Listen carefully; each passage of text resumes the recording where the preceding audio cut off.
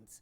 Chief Justice Martha Koome has said the judiciary is considering dedicating special courts to handle gender-based violence cases. Speaking during a consultative meeting with women leaders from different sectors, Chief Justice Koome said it is extremely sad that many GBV victims walk in and out of courts year in and year out without getting an ounce of justice for violations committed against them.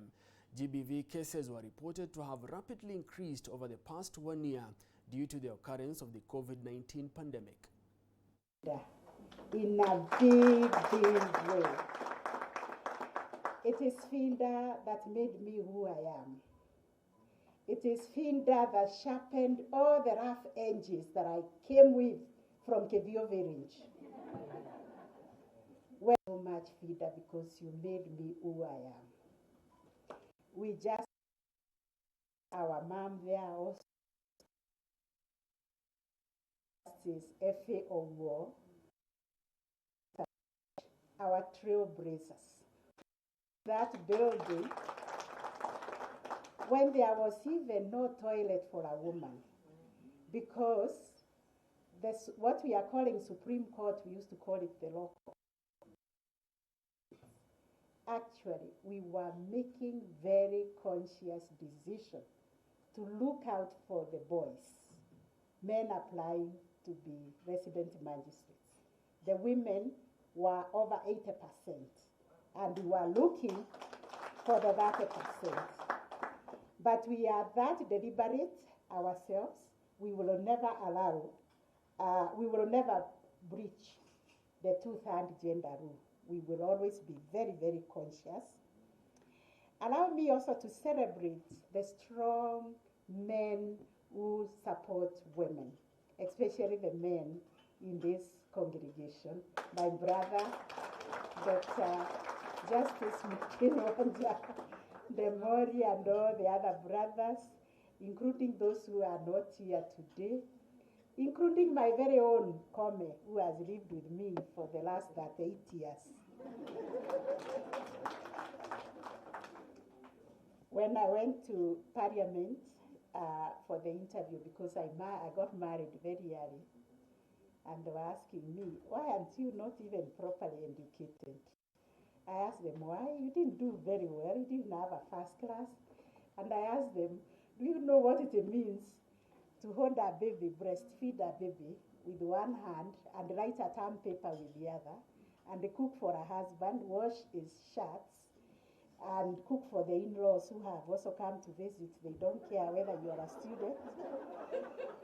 They kept quiet. I did those things, but I don't do them anymore. So, my brothers and sisters, it's really a great celebration that we have lived to see this happen. And even for it to happen, I still have to thank you, my sisters. I had no courage when the advertisement for the Chief Justice was made.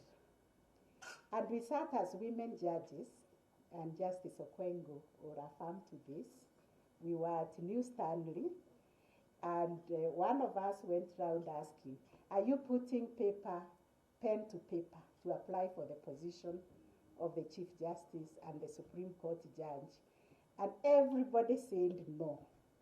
And when it was my turn, I put my head down in sadness. When I checked around, our very own DCJ was not applying. Our Supreme Court judge, Justice Joki, who gave our apology for today, was also not applying. All the judges, senior judges in the High Court were not applying. Not a single woman judge was ready to put under marriage. But one Sunday afternoon, I was visited by my dear friend Nancy Barasa and my sister Martha Koome. No wonder people cannot make a difference between Martha Koome and Martha Koome. That doesn't bother me. We are twins. So they came to my house and were joined by some other ladies. And all they did was to insist that I am going to apply for that position. And I argued with them relentlessly.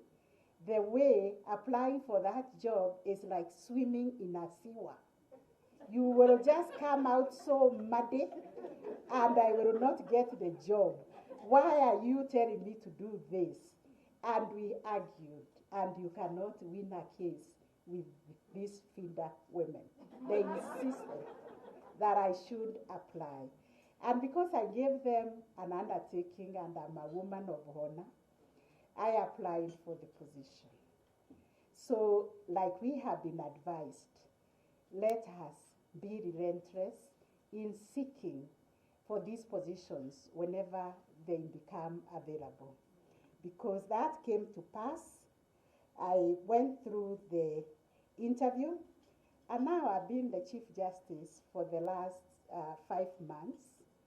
I have found tremendous support from my colleagues, from the Supreme Court, from the Court of Appeal, in the High Court, in the Magistracy. They have all supported me. And FIDA, everybody. Well, that story on curbing GBV